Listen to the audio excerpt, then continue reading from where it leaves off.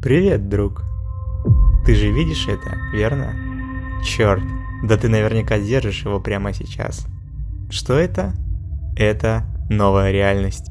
Революция. Today, Apple is going to reinvent the phone. Заново изобретя телефон, Стив Джобс открыл ящик Пандоры. Корпорации получили доступ к данным людей, правительства получили доступ к корпорациям. Каждый наш шаг записан, каждый клик зафиксирован. Мы заковали себя в цепи соглашений и добровольно отдали ключи от нашей приватности. Кибершпионаж стал новой нормой. Камеры смотрят, микрофоны слушают, а алгоритмы решают, что ты за человек еще до того, как ты сам это поймешь.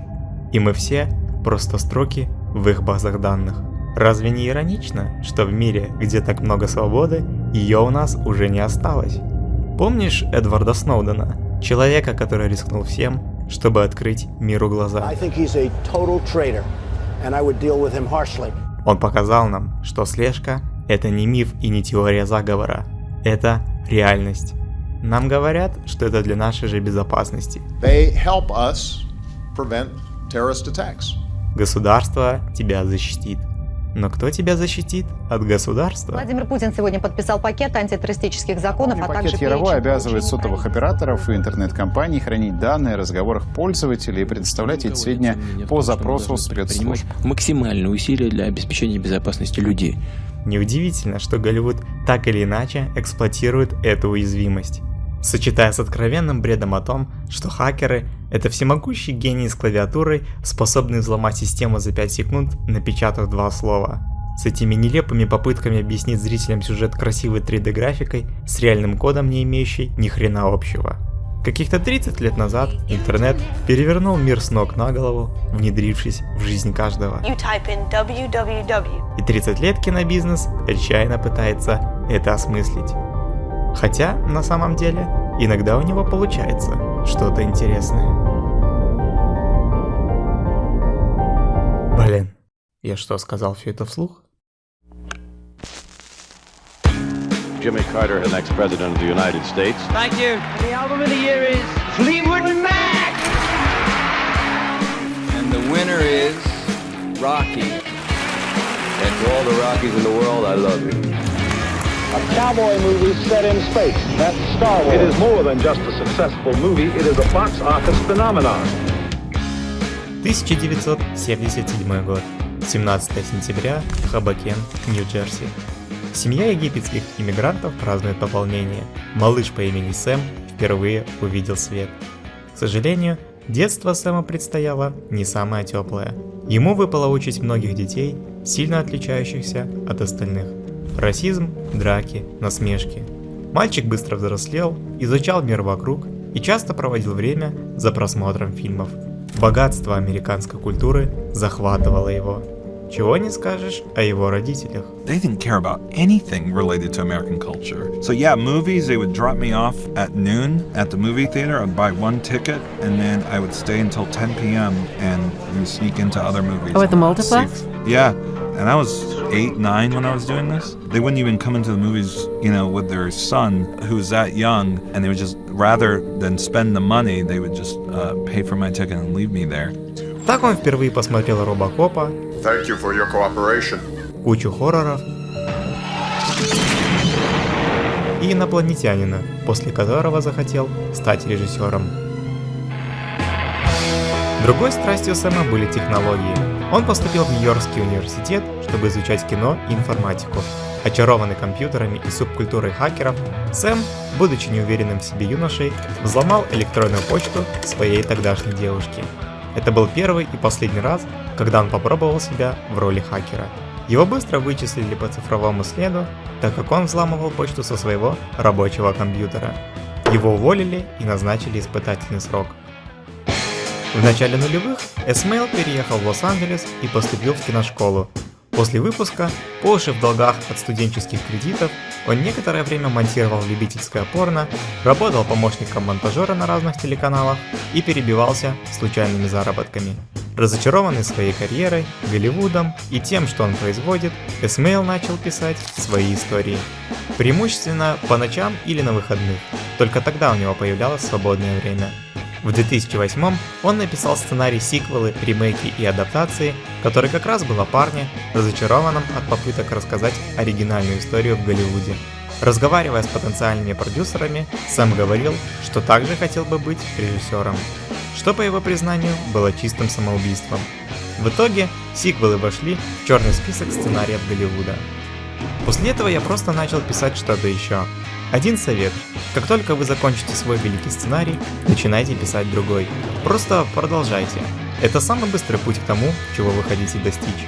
Кажется, я поступал так почти каждый раз, когда заканчивал сценарий. Я буквально откладывал его и просто писал самую дерьмовую первую страницу следующего сценария, который собирался написать. Иронично, что после этого СМЛ написал еще один скрипт, который через год снова угодил в черный список. Но, как говорит он сам, на встречах с различными людьми из индустрии он много чего извлек. После непродолжительной работы тут и там, Сэм, горя желанием стать режиссером, написал небольшую инди-историю «Комета». Он отнес ее своему другу в Anonymous Content со словами: «Ну, вот комета. Это фильм, который я хочу снять. Я не собираюсь участвовать в питчах. Я не собираюсь брать другие работы.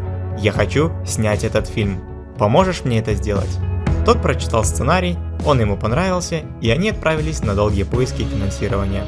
И вот, в 2014 году, в возрасте 37 лет, Сэм дебютировал как режиссер. Главную роль в фильме исполнила Эми Россом, его будущая супруга. И в том же 2014 случился запуск шоу, которое изменило его жизнь. Но отмотаем немного назад. 2008. Мировой экономический кризис. Holy fucking shit. Ипотечные махинации на американском рынке превратили финансовые системы многих стран в пороховые бочки. Безработица и инфляция били рекорды, уровень жизни обычных граждан стремительно ухудшался. У меня остается впечатление, что ни правительство, ни банковское сообщество, ни промышленность, они еще не всем понимают, какой каток их сейчас будет переезжать. Волна недовольства охватила страны Ближнего Востока и Северной Африки, экономическое и социальное состояние которых и без кризиса оставляли желать лучшего. Люди начали массово протестовать против правительств, активно используя социальные сети. Facebook, Twitter и YouTube стали важными инструментами политической борьбы.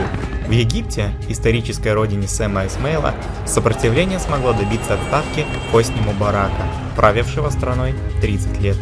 Эти события оказали ключевое влияние на будущего шоураннера Мистера Робота. Those two things sort of kind of helped me develop the character of Elliot. I understand what it's like to be different. And why he wanted to be a hacker, why he wanted to go into the subculture, why he had this sort of grandiose vision of starting a revolution and changing the world. Вместе с этим СМЛ давно мечтал снять фильм о хакерах, который бы достоверно показывал их мир. Именно что фильм, потому что изначально Сэм рассчитывал на полный метр. When I started writing this as a feature, it was Elliot all day long, every scene basically. That was the story. And then when that first when I started writing that first act and went to 90 pages and I wasn't even a quarter of the way through the first act, the reason why that happened was because I started being more interested in the other characters. Okay. And that was what happened, was like, well, wait a minute, I want to go in this Darlene direction. I think Angela could be really fascinating, and Terrell. And that's when I realized, oh, this isn't, it can't be 2 hours.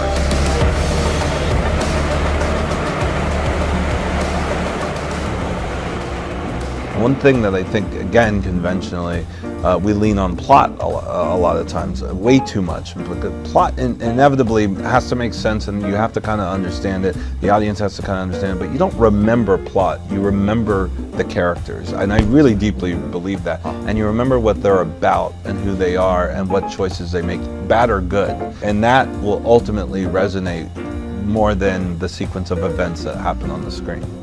Идею того, что в 2015 мир узнает как Мистер Робот, Сэм вынашивал около 20 лет. Как-то, зависая со своими друзьями-хакерами в колледже, ему в голову пришла мысль: разве не круто было бы рассказать историю об этих людях? Не отсеяв ее как нелепый вздор, он взращивал ее в своем сознании, наблюдал, тщательно обдумывал. И однажды, закончив сценарий «Кометы», сел за ноутбук и сказал: «Я должен это написать». Как итог, на концепцию, сюжетные линии и сценарий Мистера Робота у него ушло всего несколько месяцев. Уже тогда он знал, как хочет закончить историю Эллиота и планировал шоу на 4-5 сезонов. Финал первого сезона – это то, чем бы был финал первого акта полнометражного фильма. В одном интервью Сэм сказал: «В написании чего-либо всегда есть период созревания, когда вы просто думаете. Вообще, я считаю, что большая часть работы над сценарием ведется за размышлениями». Most of it is not me at a keyboard typing the words down. Hours of it is me just sitting there thinking, me at a restaurant with Emmy thinking, me in a hotel room thinking, me on a vacation thinking. В начале любого дела, будь то написание сценария, режиссура или что-то еще, у вас должно быть что-то, что вы хотите сказать. Это не продукт. Мне все равно, что говорят другие. Пусть они называют это продуктом, контентом или как угодно. Вы ничего не продаете. Вы о чем-то говорите. Запишите, что именно вы хотите сказать, и убедитесь, что каждое ваше решение передает именно это. You know, the plot of like going and beating the bad guy, that's every fucking movie and every, but it's how they do it and what choices they make along the way. That's interesting, right? Honestly, it's that outsider mentality is what I think the Elliot character and my life sort of overlap, and it has a lot to do with growing up in an Egyptian American household while trying to assimilate into American culture. I wanted to really represent his loneliness in a very authentic way, because his isolationism is part of what drives him to hack people. He's so alone, but yet he's able to access the sort of the most intimate details of everyone around him. To stay true to that kind of person, that kind of extreme that Elliot goes to, dissociative identity disorder sort of fit what Elliot was sort of experiencing, because he wasn't able to essentially connect to people, and the sort of the contrast to that is that he dissociates from them. So DID was just something that really fit, I think, what Elliot's journey was ultimately going to be about across the whole series, which is about this young man who cannot, through this deep fear and this sort of deep isolationism, can't find a way to connect with other people. But the voiceover, you know, and this is one of the things that really motivated me to figure it out for Mr. Robot, because I knew I wanted to be in Elliot's head. That's what this show was about, Elliot's head, being interior. And I thought came up with the idea of us being that imaginary friend, that person that he can confide in.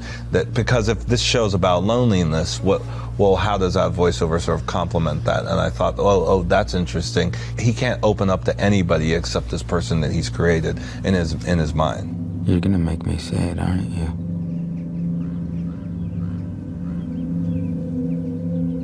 I am Mr. Robot.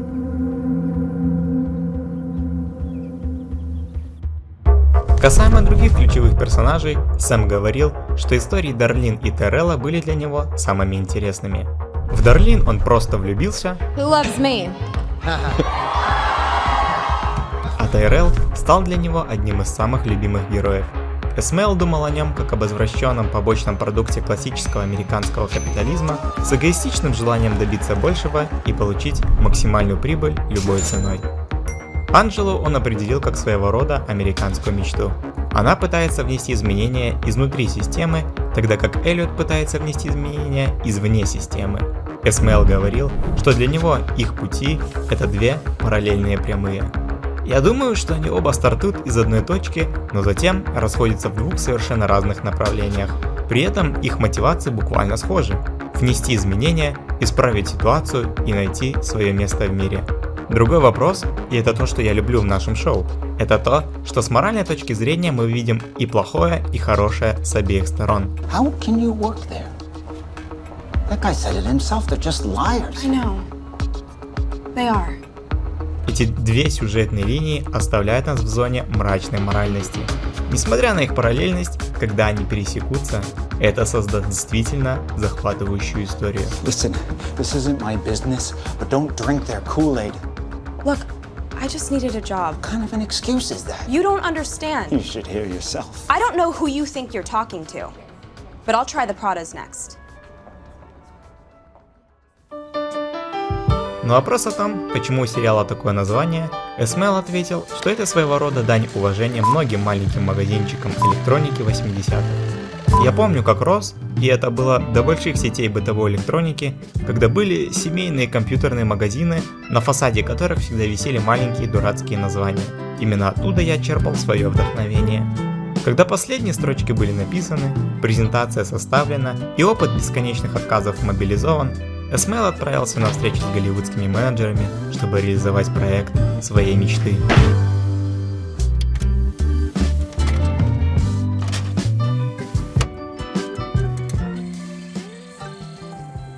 Начало 2010-х. Растущая популярность Netflix и других платформ, запускающих сериалы со сложными темами и неоднозначными героями, не дает покоя традиционному американскому телевидению. Зрителю все меньше и меньше становятся интересны легкие и оптимистичные шоу. На смену им приходят «Во все тяжкие», «Безумцы» и «Карточный домик». Телеканал USA Network, один из лидеров кабельного вещания, начинает проводить значительную перестройку своего контента и активно искать авторов, способных предложить интересные истории. В это время Эсмэл как раз закончил писать Мистера Робота и только что выпустил Комету. Вместе с ребятами из Anonymous Content он отправился в офис USA и, к своему удивлению, был принят очень благосклонно. They loved the script pretty much as is. I mean, they didn't really have a lot of notes. And I remember when I wrote the pilot, I was like, well, this is never going to get, I mean, this is going to get cut. This is going to get changed. And they didn't have any notes about it, which I was shocked. USA заказала съемку пилота Мистера Робота. После стольких лет попыток, Сэм, наконец, получил шанс сделать то, о чем всегда мечтал – создать крутое кино. В конце лета 2014-го начался активный период препродакшена. Кастинг чуть не поверг Эсмэла в отчаяние. When we were auditioning people, and we must have seen, I would say, close to 100 guys, if not more. The scene that we auditioned with was that coffee shop scene, and there was also the scene later on with this therapist, where he kind of goes on this rant about society. And again, we had great actors coming in, so it wasn't them. I always thought it was a script because they would come in, they would do those scenes, and they would do these sort of beautiful interpretations of this scene, but the character just came off very cold, very obnoxious, and I was almost, going to tell USA, let's not do this. This doesn't make sense, or I got to rewrite this. It's just, I think this guy's annoying, and I don't think anybody's going to want to spend every week with this person. Then Rami came in, and when he did the scene, he added this vulnerability where it doesn't come off commanding or egotistical, even though the words are that. He added this subtext that it was coming from a place of real pain and real vulnerability and real wanting to connect. And that was the spark that really made that character come to life. Позже присоединились все остальные. Съемки были назначены на конец осени, и Сэм вместе с командой активно к ним готовился. Режиссером пилота был выбран Нильс Арден Оплев, поставивший шведскую версию «Девушки с татуировкой дракона», а оператором Тим Айвс, работавший на «Карточном домике». Необычный выбор ракурсов стал неотъемлемой частью киноязыка Мистера Робота.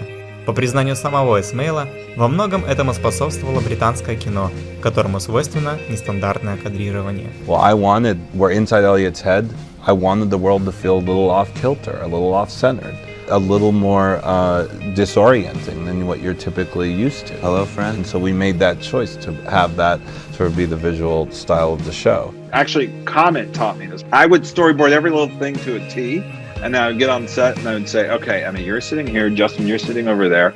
And then on this line, you get up and you go over there. And I would just, because I had it all storyboarded. And then Justin would say, well, what if I got up on this line instead and went over to this corner that I had not even thought I was going to shoot in that corner. And Emmy would do the same. Well, I don't feel like I would want to get up and do X, Y. And it started to dawn on me that certain scenes, it's pointless to shot list. It would actually hurt the movie or the TV episode that you're trying to, whatever, the scene that you're trying to work on, if I went in there too prepared. Любопытно, но внешний вид Эллиота претерпел изменения.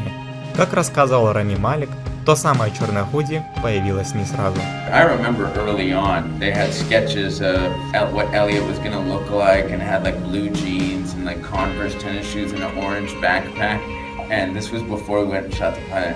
Сначала Сэм и художники-постановщики попробовали худи от Ralph Lauren за $500, но Рами она не устраивала, он не чувствовал, что она подходит истории, и притащил из дома свое, которое он когда-то купил за $10 в комиссионке.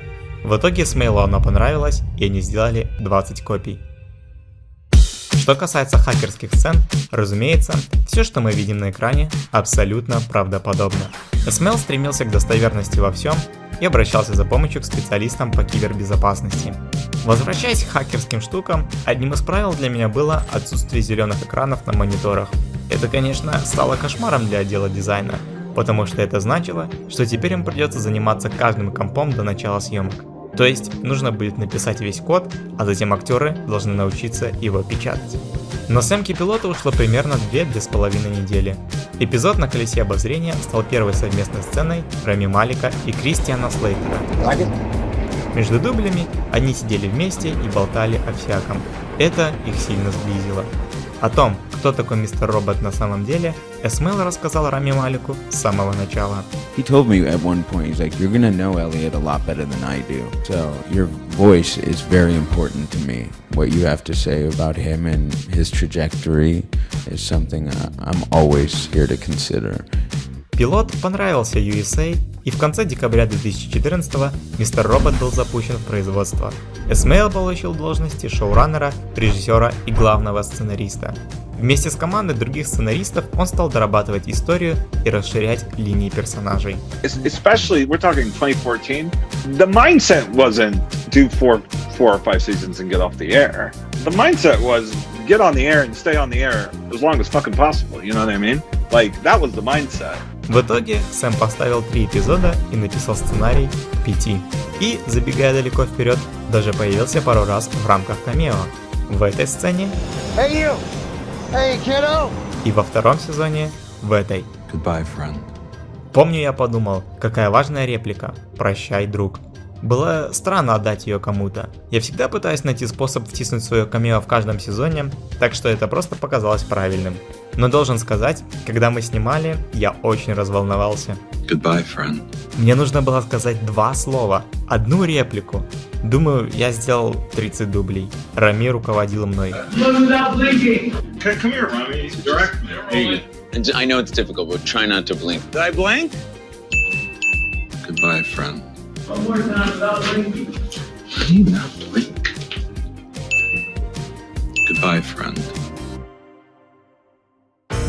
Любопытным моментом является отношение Смейла к удержанию в голове бюджета во время написания сценария. Изначально он всегда дает простор фантазии и не душит воображение мыслями о том, сколько это будет стоить. Только потом, когда менеджеры ясно дают понять, что что-то нужно будет убрать из-за дороговизны или времязатратности, он возвращается обратно в авторскую комнату и со сценаристами думает над тем, как что-то из написанного либо объединить, либо упростить, либо просто убрать.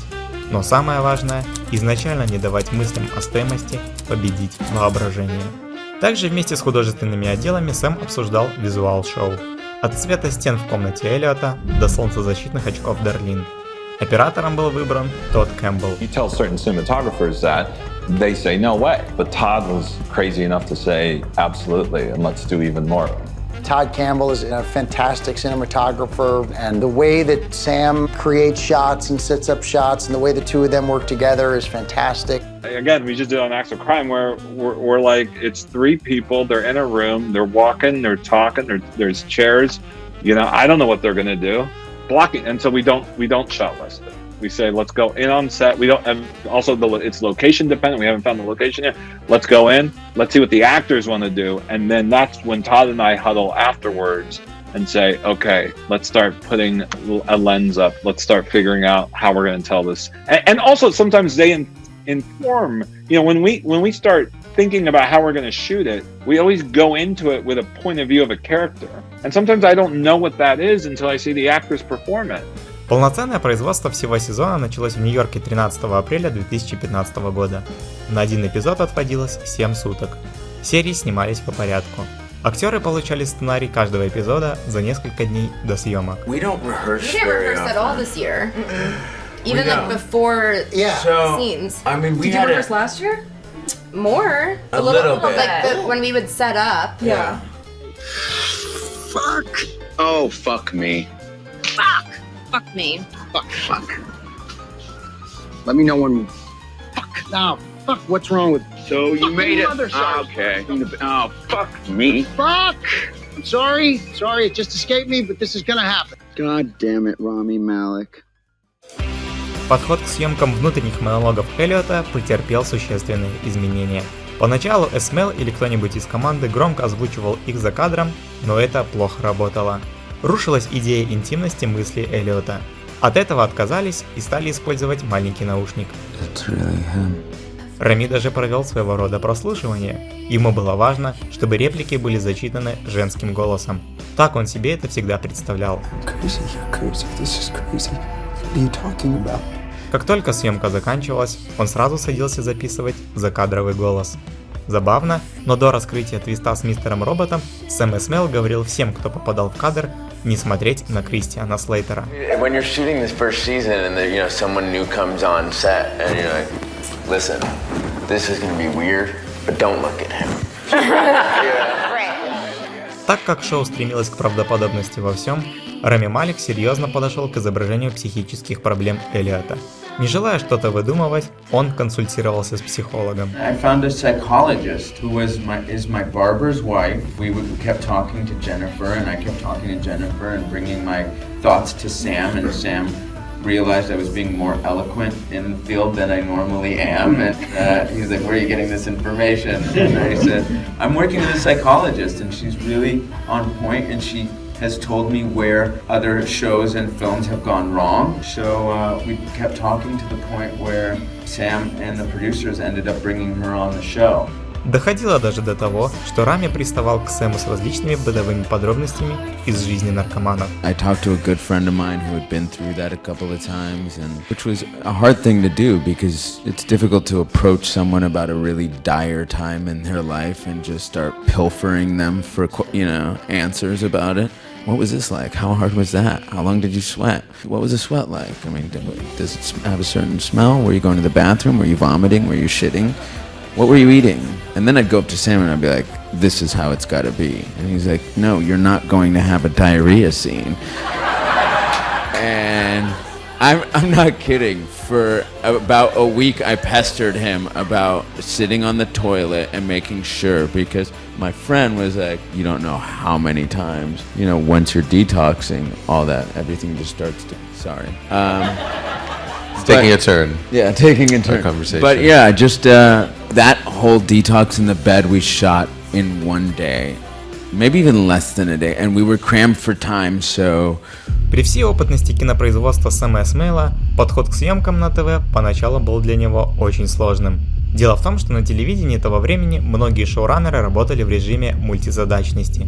Например, пока снимается третий эпизод определенного шоу, параллельно может писаться сценарий к пятому, монтироваться второй, а зрителям транслироваться первый.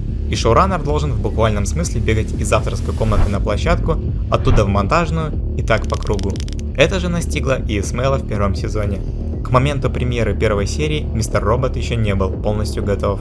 Сэм закрывал свои эпизоды. That was probably the worst experience for me because I had most of the episodes done by the time we started shooting, but I was still kind of working on the last 2 or 3 episodes, and I was rewriting. I wrote the last 2 episodes, and so I was rewriting them and working them while I was on set and had my laptop on there. You know, the most important episodes of the season, you know, practically, which were the last 3 episodes, working on that while we're shooting.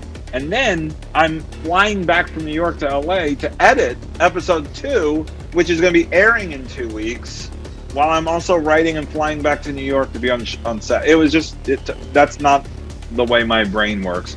And ultimately, at the end of the first season, I said, you know, I asked USA, and again, this is why the USA and UCP are so supportive, because they immediately said, okay, well, if you need to get all the scripts done before you start shooting, if that's your process, we'll stand behind you.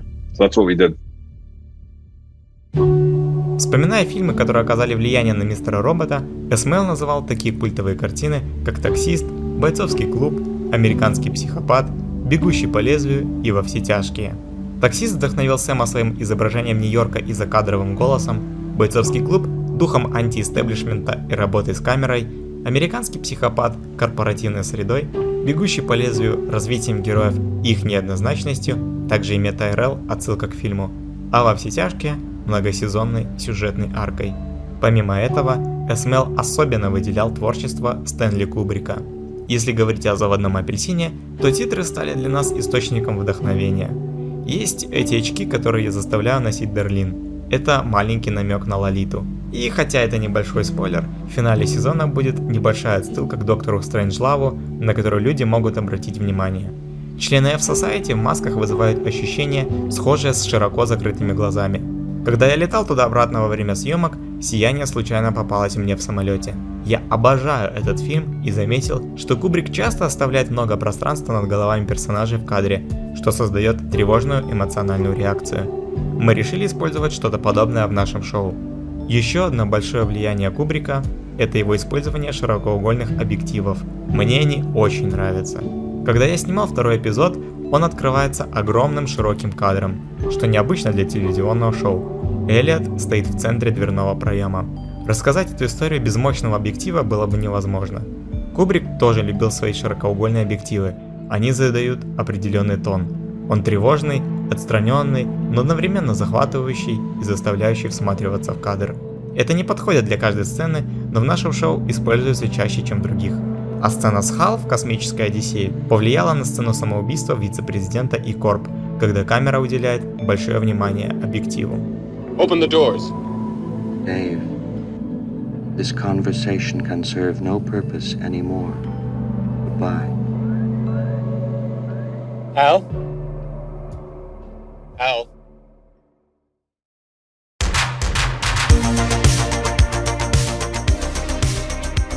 Пилотная серия впервые вышла на нескольких онлайн-сервисах и видео по запросу 27 мая 2015 года и получила невероятный отклик.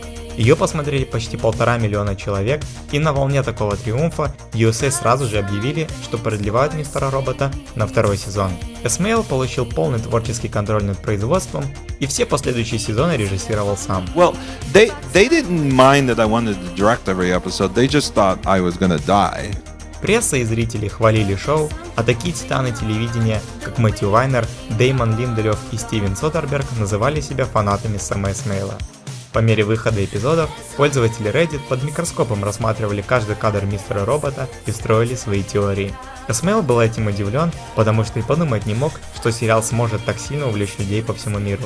Во время производства все, на что он надеялся, это местная фан-база гиков.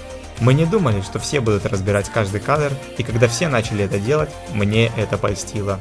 Ведь это значит, что зрителям не все равно, и им действительно нравится шоу, раз они вкладывают в него столько времени. Getting the critical acclaim was something that it feels great, I gotta say. It's, you know, you're like, I don't need awards or anything like that, and we don't, but it's nice when it comes. Yeah. When you're invited to the party, it's pretty special. Thank you for helping us get there. В наградном сезоне Мистер Робот собрал множество престижных статуэток, среди которых были Золотой глобус с номинацией за лучшее телешоу и 2 премии Эмми за музыку и главную драматическую роль. Please tell me you're seeing this too. Мистер Робот стал поворотным событием не только для творческой группы, но и для USA Network. Шоу стало символом нового направления канала, привлечения создателей с уникальным видением и работа в новых жанрах. Сэм СМЛ, оказавшись в зените славы, остался верен своему чувству, когда-то усадившему его за ноутбук, и подарил миру 3 восхитительных сезона шоу, которое показало: телевидение может быть другим.